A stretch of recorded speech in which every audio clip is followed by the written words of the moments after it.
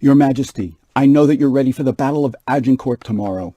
Believe me, I've paid my dues just like you, and I realize that time after time you've been criticized for the wildness of your younger days, especially that robbery incident at Gad's Hill. But since you made sure that all the money was returned, I'd say you committed no crime. Listen, when it comes to poor decisions and bad mistakes, I've made a few myself. Believe me when I say that I too have had my share of sand kicked in my face, but I've come through, and I mean to tell you that for England's sake, you need to go on and on and on and on. Rally your outnumbered troops and tell them, my friends, I will not be ransomed, and we will keep on fighting till the end of this battle. It's a good thing that you were able to intercept those traitors, Cambridge, Scroop, and Grey at Southampton, before they could betray you, because you have no time for losers, and believe me, sailing to France with those English monsters aboard would have been no pleasure cruise. Since the French outnumber you 5-1, you might easily consider it a challenge before the whole human race, but keep telling your troops as you go once more into the breach, we ain't gonna lose, so keep on fighting till the end, because when we are the champions over France, England will be such a great and formidable power that we will honestly be able to say, we are the champions of the world. Oh, by the way, I was able to look over that Band of Brothers speech for tomorrow. That's gold, Harry, gold.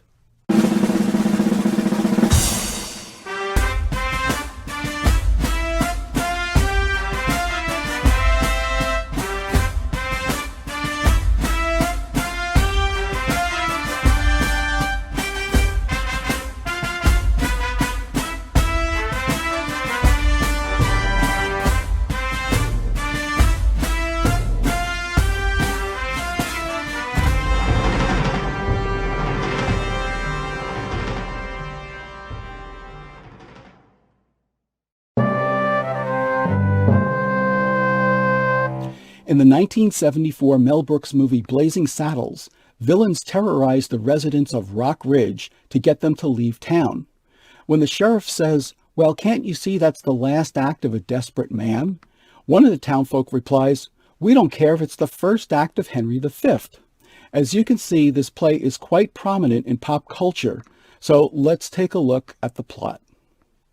The play starts off with a prologue in which Chorus, a narrator who magnificently addresses the audience throughout the play, apologizes for the limitations of the theater, saying, oh, for a muse of fire, that we could have actual princes and a kingdom for a stage to do justice to Henry V's glorious story.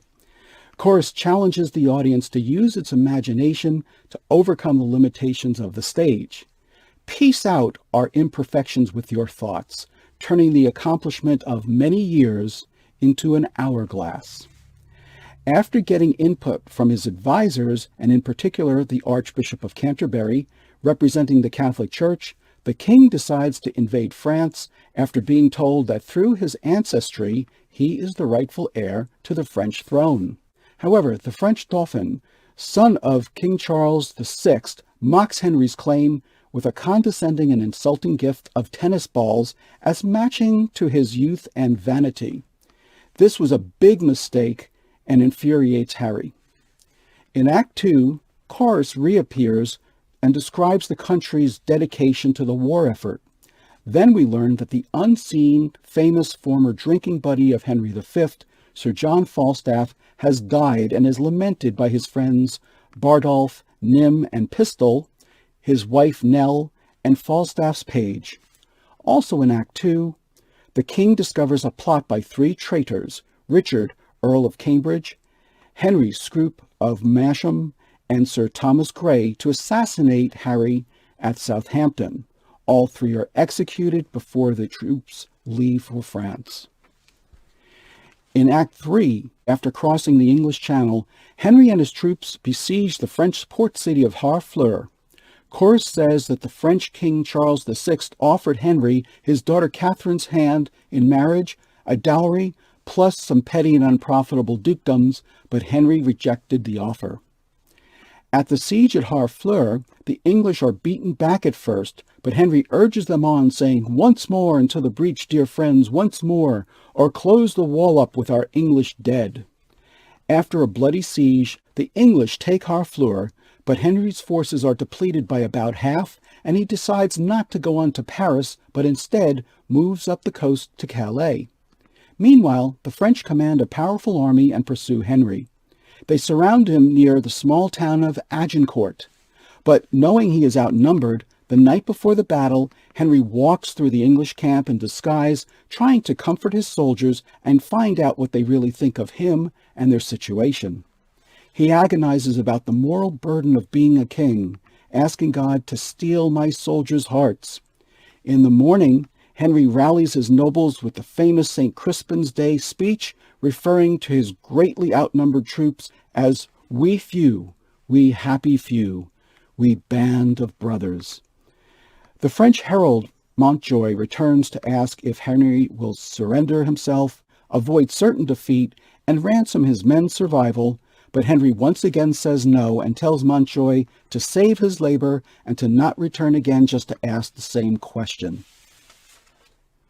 After the fierce and bloody battle in which the English draw the French into an area where they can be trapped in mud and easily picked off through the use of extremely effective archers, Montjoy once again returns to Harry, asking not for ransom, but to collect the number of their dead. At this point, Harry does not yet know the outcome of the battle, but Montjoy tells him, "The day is yours." The victory turns out to be incredibly lopsided, with the French suffering 10,000 casualties.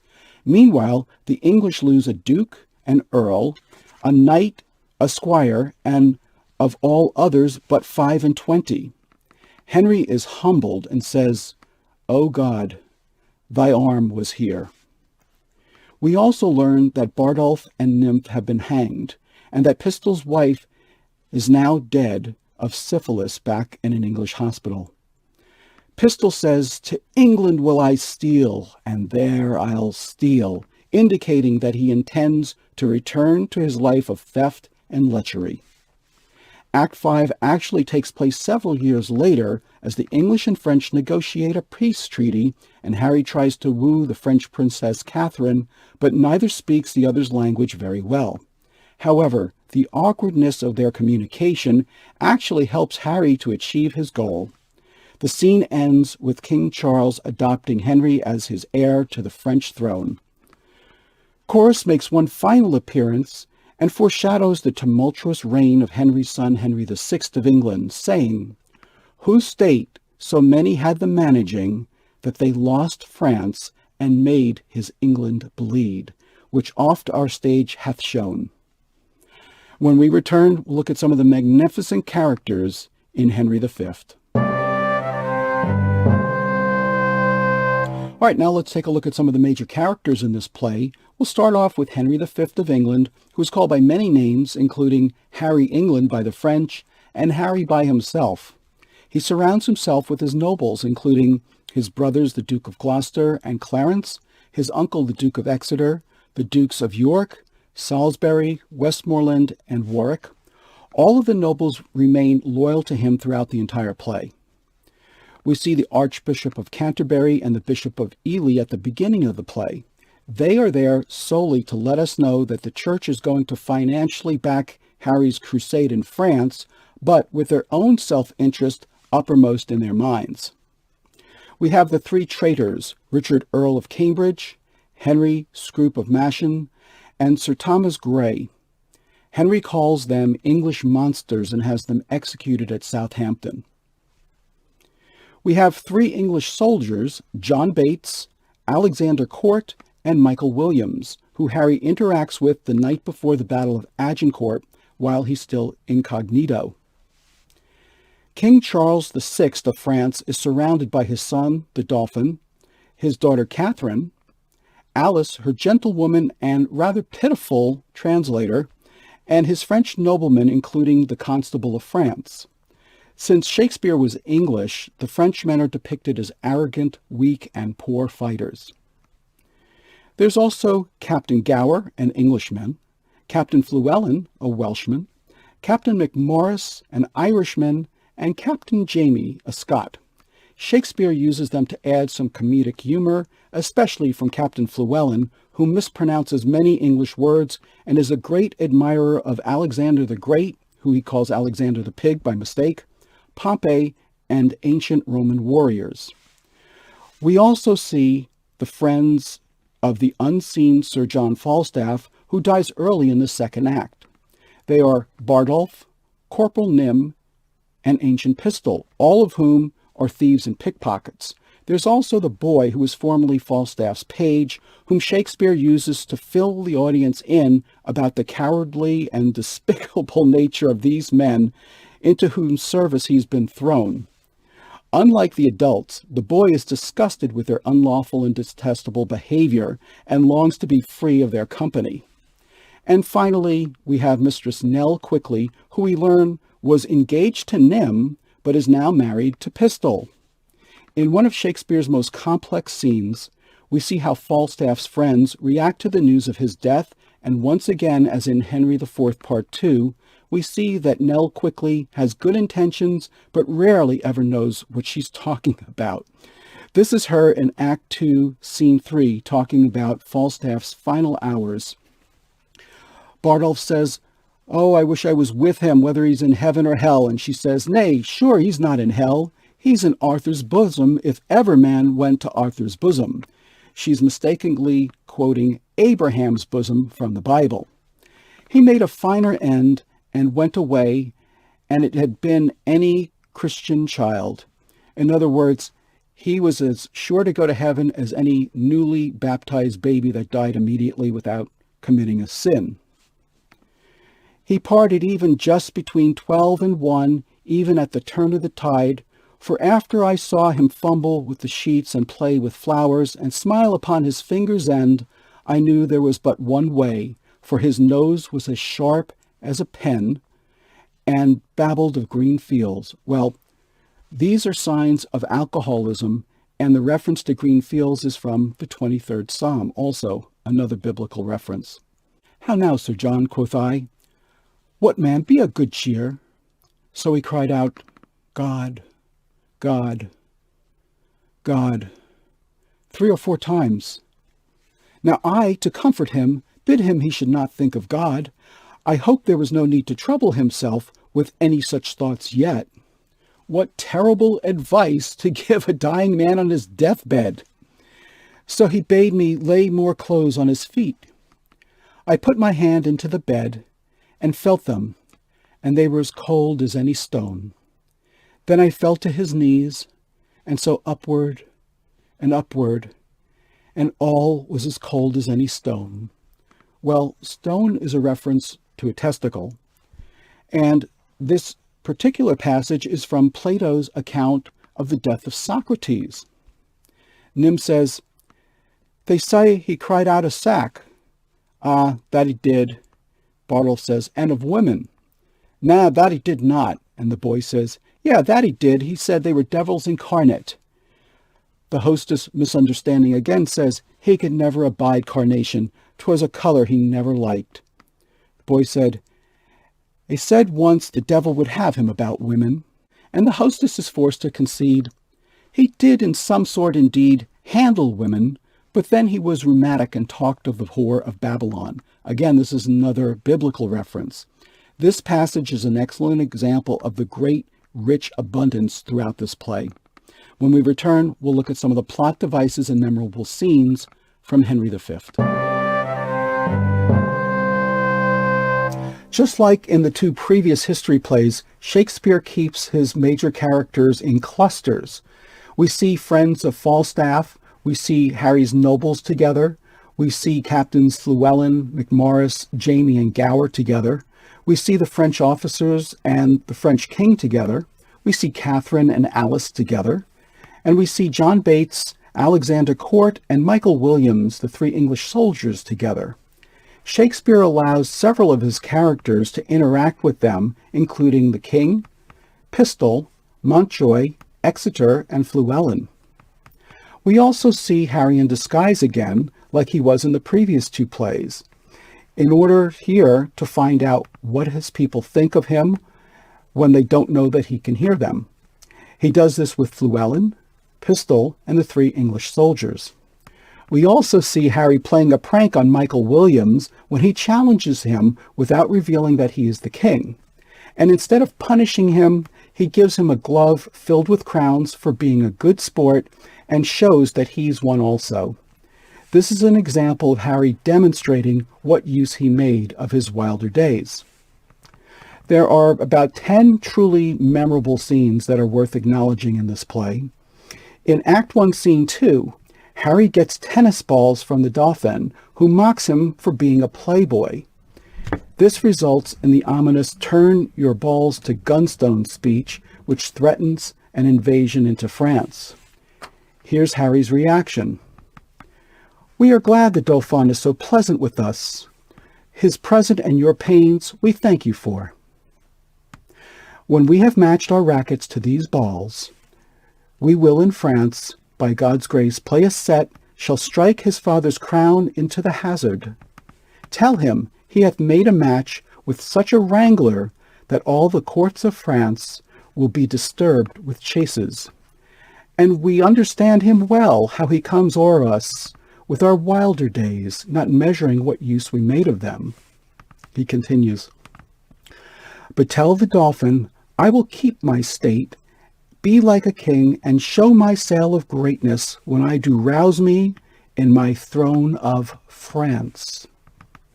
He continues again, "But I will rise there with so full a glory that I will dazzle all the eyes of France, yea, strike the Dauphin blind to look on us, and tell the pleasant prince, this mock of his hath turned his balls to gunstones." Gunstones are rocks that they used before they had cannonballs to stuff in the cannon. "And his soul shall stand sore charged for the wasteful vengeance that shall fly with them.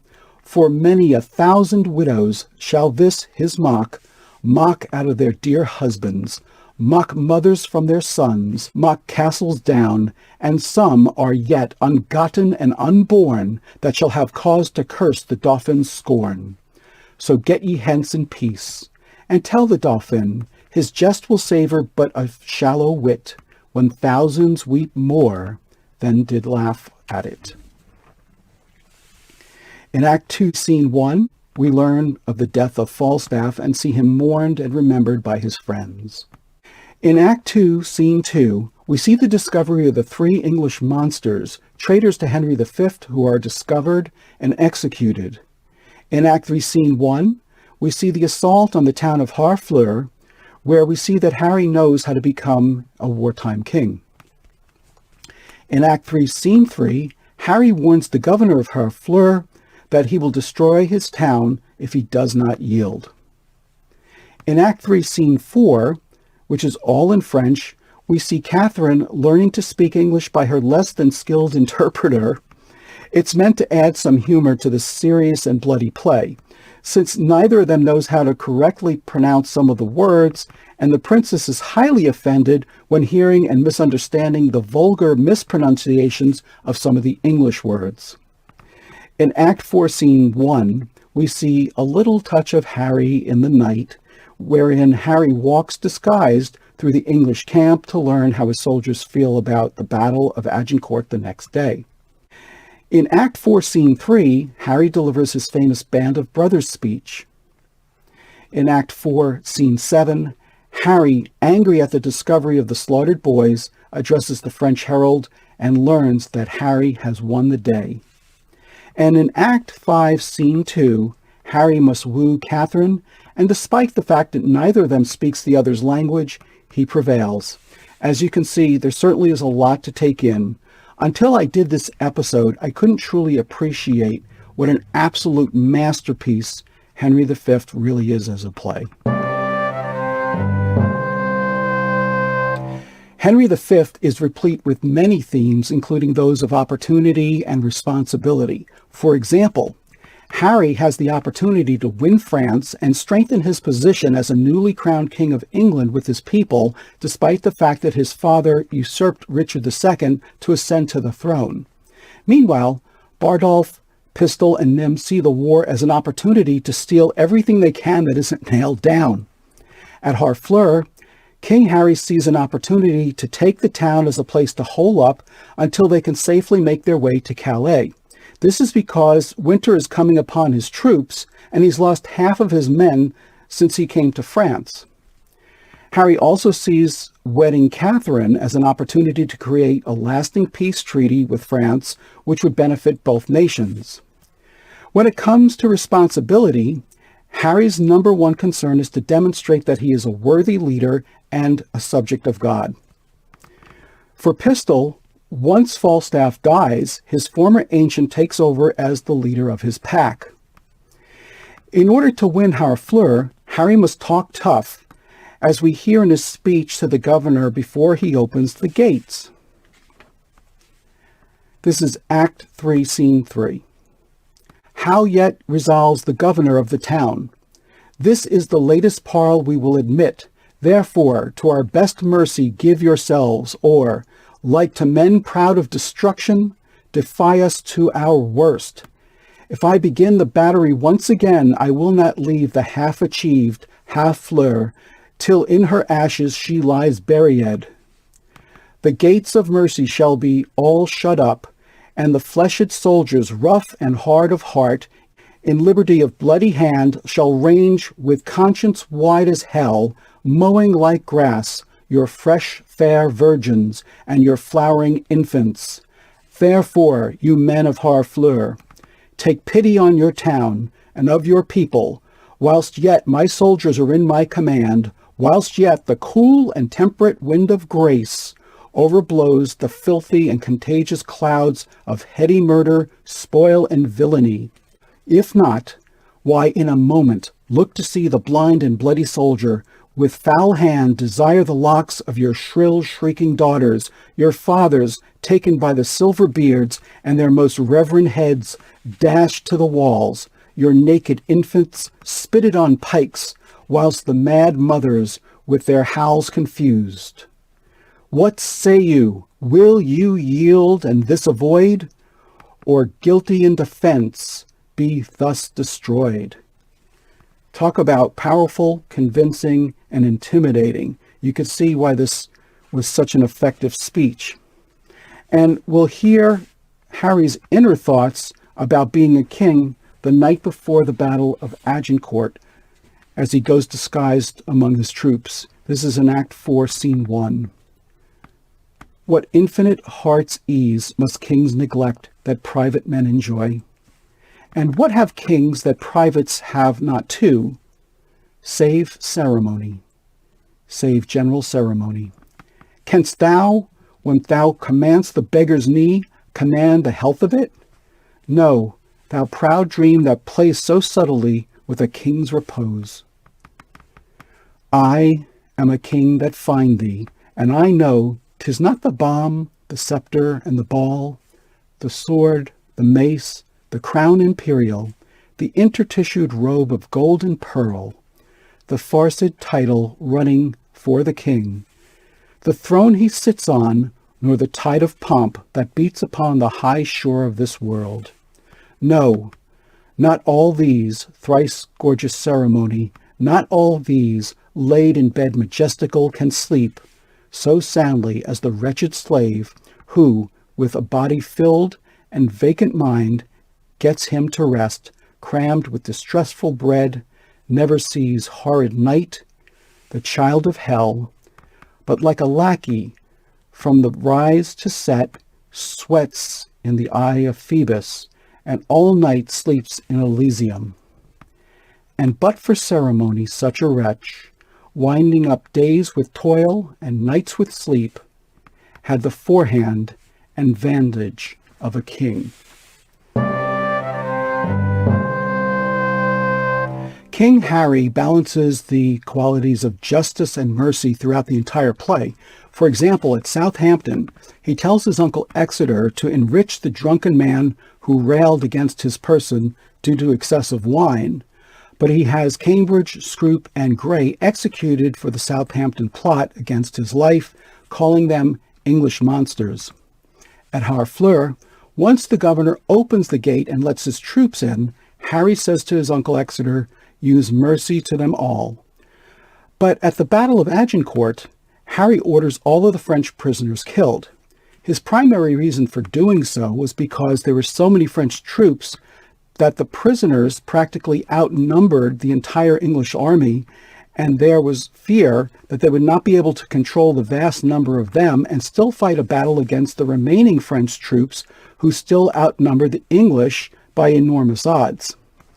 And when Harry confronts Michael Williams about having challenged him the night before the Battle of Agincourt, he shows his mercy when Williams makes his case that the king did not present himself as a king and should therefore be responsible for his own actions.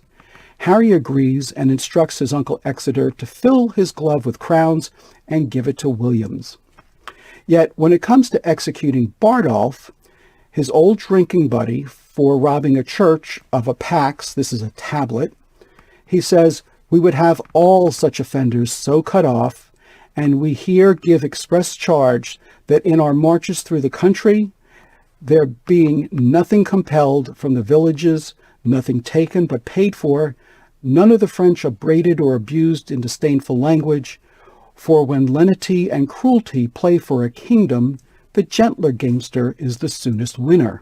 In other words, he understands that as the victor, he wants the French soldiers to respect him, and that's why he continuously demonstrates his honor to God throughout the entire play. When we return, we'll look at some of the most powerful lines in Henry V.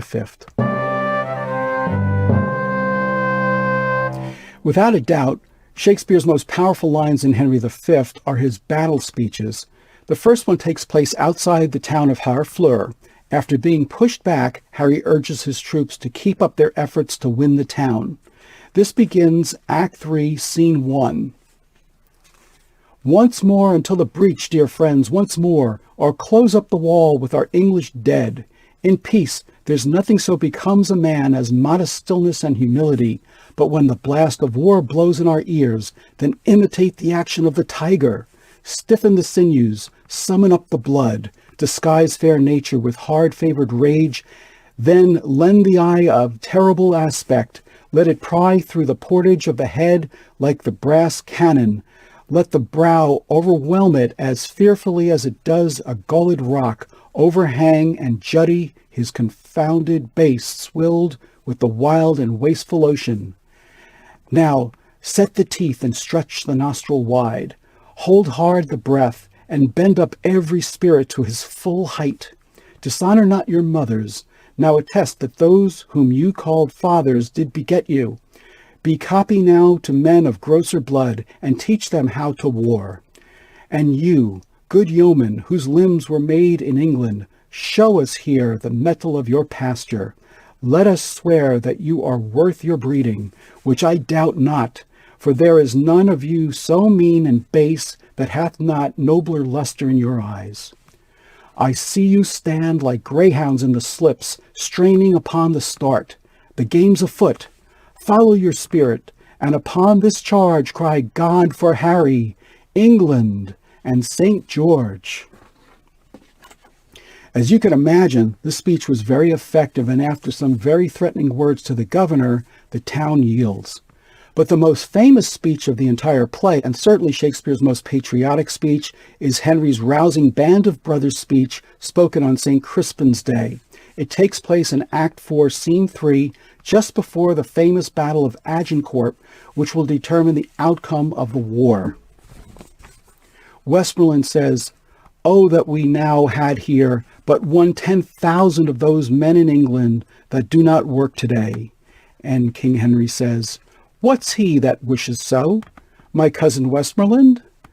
No, my fair cousin, if we are marked to die, we are enough to do our country loss. And if to live, the fewer men, the greater share of honor. God's will, I pray thee, wish not one man more. By Jove, I am not covetous for gold, nor care I who doth feed upon my cost. It yearns me not if men my garments wear, such outward things do not in my desires. But if it is a sin to covet, which it certainly is, I am the most offending soul alive. No, faith, my coz, wish not a man from England. God's peace, I would not lose so great an honour as one man more, methinks, would share from me for the best hope I have. Oh, do not wish one more. Rather proclaim it, Westmoreland, through my host, that he which hath no stomach to this fight, let him depart. His passport shall be made, and crowns for convoy put into his purse. We would not die in that man's company that fears his fellowship to die with us. This day is called the Feast of Crispian. He that outlives this day and comes safe home will stand a tiptoe when this day is named, and rouse him at the name of Crispian. He that shall see this day and live to old age will yearly on the vigil feast his neighbors and say, "Tomorrow is St. Crispian." Then will he strip his sleeve and show his scars and say, "These wounds had I on Crispian's day." Old men forget, yet all shall be forgot, but he'll remember with advantages what feats he did that day. Then shall our names familiar in his mouth as household words, Harry the King, Bedford and Exeter, Warwick and Talbot, Salisbury and Gloucester be in their flowing cups freshly remembered. This story shall the good man teach his son, and Crispin Crispian shall ne'er go by from this day till the ending of the world, but we in it shall be remembered. We few, we happy few, we band of brothers, for he today that sheds his blood with me shall be my brother. Be he ne'er so vile, this day shall gentle his condition, and gentlemen in England now abed shall think themselves accursed. They were not here, and hold their manhoods cheap, whilst any speaks that fought with us upon St. Crispin's day.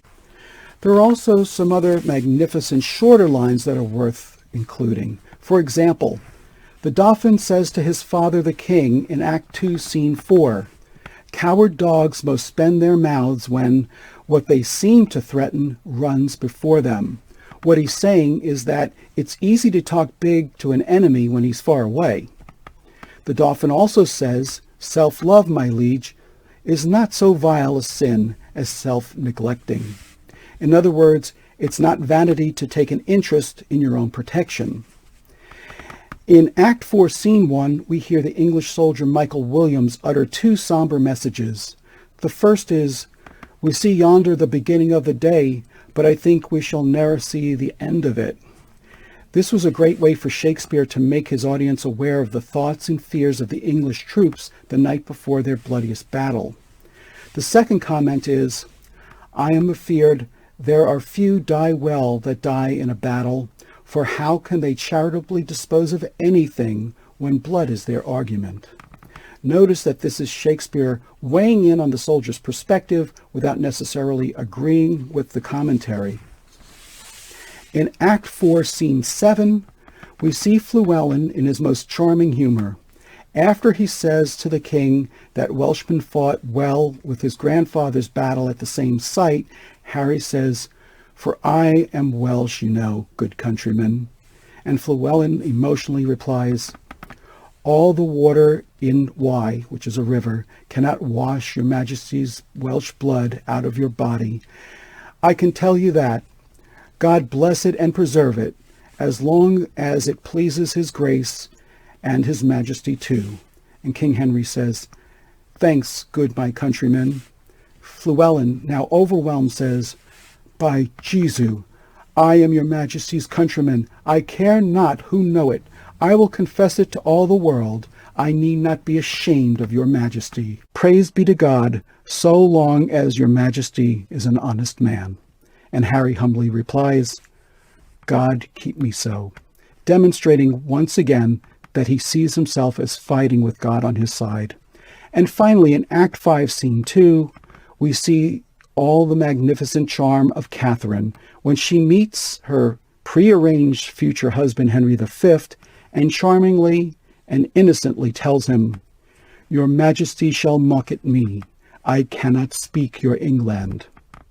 How could you not love her?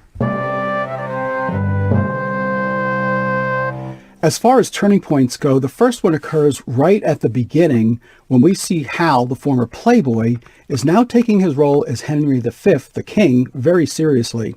He has no hesitations about bringing the English armies to France and claiming his right as their king. Next, we see that he's not afraid to threaten and ransack Harfleur if he's not allowed into the town. And of course, the biggest turning point in the entire play is the incredible underdog victory in the Battle of Agincourt. There are also several correlations to some of the other Shakespeare plays here. For example, when it comes to traitors in Henry V, we see the 3 traitors apprehended at Southampton. In Henry IV, Part 2, we saw Prince John and Westmoreland capture and arrest traitors in the forest of Gultrays. At the end of Coriolanus, Tullus Aufidius calls Coriolanus a traitor and slays him. In Julius Caesar, Brutus and Cassius and all the other assassins are hunted down as traitors. And in Richard III, anyone who becomes a perceived enemy of Richard is dubbed a traitor and is quickly dispatched to the Tower. Henry V is also taunted once again for being a playboy in his youth, this time when the Dauphin sends him tennis balls. We saw this primarily from his father in Henry IV, both in parts 1 and 2.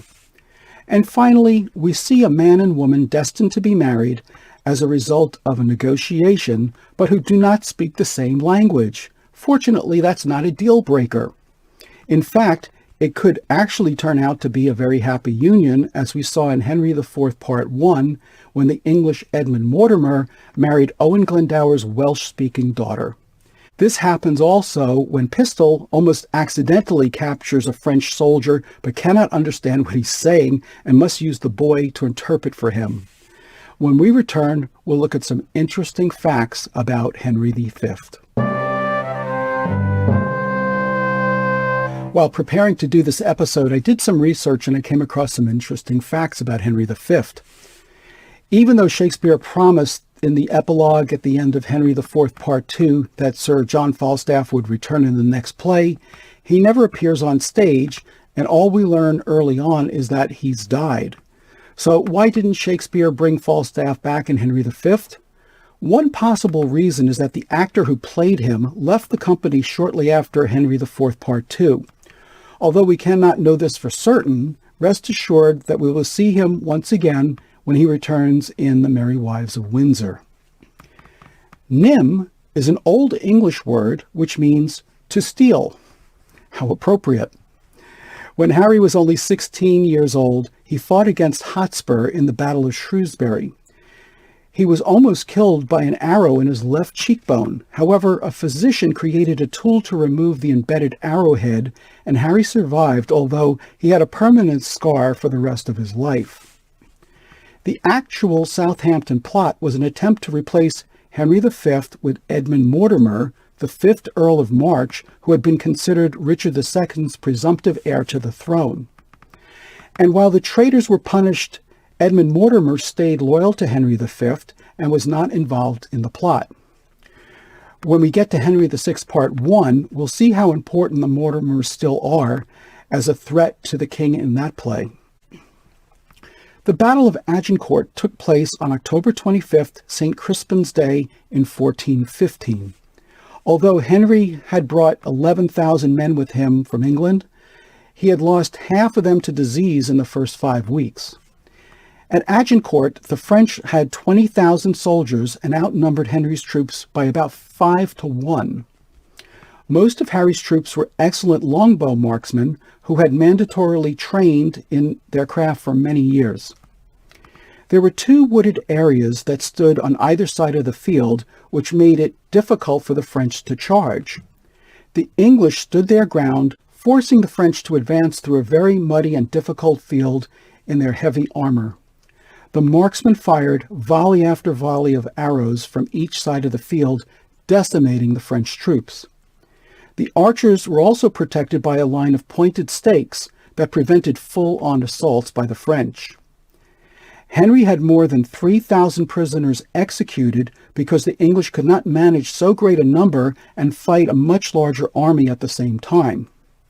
More than 6,000 Frenchmen died at the Battle of Agincourt. The English troops lost less than 400 men. Harry's battle was one of the greatest military achievements in world history, but he died at the height of his popularity only 2 years later of dysentery, following another battle near Paris after reigning as king for only 9 years. Following Henry V's death, his wife Catherine's surprise marriage to Sir Owen Tudor helped lead to the rise of the House of Tudor's fortunes and to her Tudor grandson's eventual elevation to the throne as King Henry VII of England. In 1988, the band Blondie, whose lead singer was the bleach blonde Deborah Harry, released a remixed album of its greatest hits. The album was entitled Once More Into the Bleach. In 2001, there was a TV miniseries about a 101st Airborne Division mission set in World War II entitled Band of Brothers. And in 1956, the Stratford Shakespeare Festival put on a production of Henry V with Christopher Plummer playing Henry V and his understudy, William Shatner, who filled in for him for one performance. 35 years later, in the 1991 film Star Trek VI, The Undiscovered Country, the title of which comes from Hamlet, Christopher Plummer plays a Klingon warrior who is frequently quoting lines from Shakespeare's plays while doing battle with Captain Kirk, played by his former understudy, William Shatner. When we return, we'll look at some of the incredible actors from the 1979 BBC Shakespeare version of Henry V. All right, now let's take a look at some of the actors from the 1979 BBC Shakespeare version of Henry V. Alec McCowan, who plays Chorus, also played Malvolio in Twelfth Night in 1980, and the Bishop of Ely in Kenneth Branagh's version of Henry V in 1989. Brian Poiser continues to play Gower as he did in Henry IV Part 2, and also played the first Volscian senator in Coriolanus in 1984. David Gwilym once again plays Hal, now Henry V, as he did in Henry IV Parts 1 and 2, all in 1979. Robert Edwards once again plays Prince John of Lancaster, and David Buck once again plays the Earl of Westmoreland, continuing their roles in Henry V. Brian Pingle, who plays the unforgettable Pistol in Henry IV Part 2, reprises his role in Henry V. Rob Beecham, who plays the Earl of Warwick in Henry IV Part 2, continues his role in Henry V. Gordon Gestello once again plays Bardolph as he did in Henry IV Parts 1 and 2, and the 1982 version of The Merry Wives of Windsor. He also plays a fisherman of Pentapolis in the 1984 version of Pericles, Prince of Tyre. William Whymper, who plays the Earl of Cambridge, also played Sir Stephen Scrope in Richard II in 1978, and Chatillon in The Life and Death of King John in 1984. Tim Wilton, who played Fluellen, also played the first gravedigger in Hamlet, also in 1979. Robert Ashby, who plays the Earl of Salisbury, also played Thaliard and the Fifth Knight in Pericles, Prince of Tyre in 1979. Roger Davenport, who played the Duke of Clarence in Henry IV Part 2, reprises his role in Henry V. John Ritchie, who plays Court, also played the groom in Richard II in 1978. Paddy Ward, who plays Captain McMorris, played the keeper in Richard II, again in 1978. John Fowler, who played the boy in Henry IV Part 2, reprises his role in Henry V, and also played flute in A Midsummer Night's Dream in 1981. Julian Glover, who plays the Constable of France, played the Duke of Buckingham in Henry VIII, also in 1979. Garrick Hagon, who plays Montjoy the French Herald, also played Octavius Caesar in Julius Caesar that same year. Jeffrey Holland, who plays Corporal Nym in Henry IV Part 2 and reprised his role in Henry V, also played the Duke of Surrey in Richard II, and William in As You Like It, both in 1978. Clifford Parrish, who plays the Duke of Exeter, also played a citizen of Angier in The Life and Death of King John in 1984. Ronald Cherney, who plays a messenger, also played an English messenger in The Life and Death of King John, also 1984. George Howe, who plays Sir Thomas Erpingham, also played Paulina's steward in The Winter's Tale and Euphronios in Antony and Cleopatra, both in 1981, and the Doctor in King Lear in 1982. And finally, Brenda Bruce, who continues her role as Mistress Quickly in Henry IV Parts 1 and 2, also played the first witch in the 1983 version of Macbeth, but was replaced as Mistress Quickly by Elizabeth Spriggs in The Merry Wives of Windsor in 1982. I also want to mention the Shakespeare films directed by Kenneth Branagh. I've seen the first 8, and all of them are of excellent quality and are performed by impeccable actors. Although he hasn't done every single Shakespeare play, the 10 that I am aware of are all worth watching. They are, in chronological order, Twelfth Night in 1988, Henry V in 1989, in which he plays Henry V, Much Ado About Nothing in 1993, in which he also plays Benedick, Othello in 1995, in which he also plays Iago, Hamlet in 1996, in which he plays Hamlet in the 19th century, Love's Labour's Lost in 2000, in which he plays Barone in a 1930s musical setting, As You Like It in 2006, in a late 19th century setting as an English colony in Japan, Macbeth in 2013, in which he plays Macbeth, The Winter's Tale in 2015, in which he plays Leontes, and Romeo and Juliet in 2016. In Henry V, Branagh uses some of his regulars, including the incredible Brian Blessed as the Duke of Exeter, Jimmy Ewell as Captain Jamie, Patrick Doyle as Court, Richard Briers as Bardolph, plus Ian Holm as Fluellen, Christopher Ravenscroft as Montjoy, Derek Jacobi as Chorus, Judi Dench as Mistress Quickly, Emma Thompson as Catherine, and a very young Christian Bale who went on to play Batman in the Dark Knight trilogy. And now get ready for today's trivia challenge, which is called You, Sir, Are a Usurper. All right, now it's time for today's trivia challenge, which is called You, Sir, Are a Usurper. Name the play in which the following characters usurp the throne and from whom? Number 1, Henry Bolingbroke. Number 2, Duke Ferdinand. And number 3, Antonio, Duke of Milan. When we return, I'll give you the answers and we'll look at some relevant lessons from Henry V. Okay, now let's see how you did on today's trivia challenge called You, Sir, Are a Usurper. You were to name the play in which the following characters usurped the throne and from whom. Number 1 was Henry Bolingbroke. That was, of course, from Richard II in Richard II. Number 2 was Duke Ferdinand. That was from Duke Senior in As You Like It.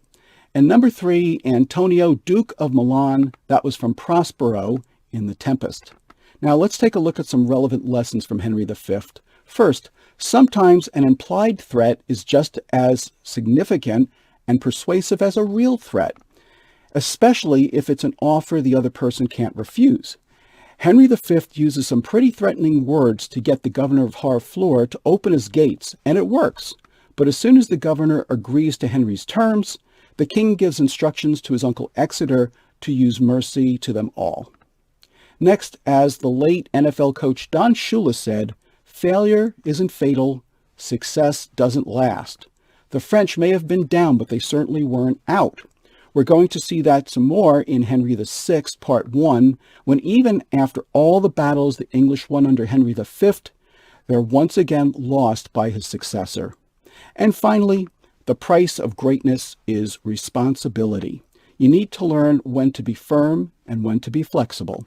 Henry V had Bardolph executed for robbing a church to set an example for his other men, but he also gave the man with whom he picked to fight while he was disguised a glove full of crowns, demonstrating that even a king can be gracious and a good sport when it comes to playing practical jokes. I'm Dave Romeo, and thank you for watching this episode of Romeo on Shakespeare. Please join me next time when one best friend double-crosses the other and forgets his own girl to go after another.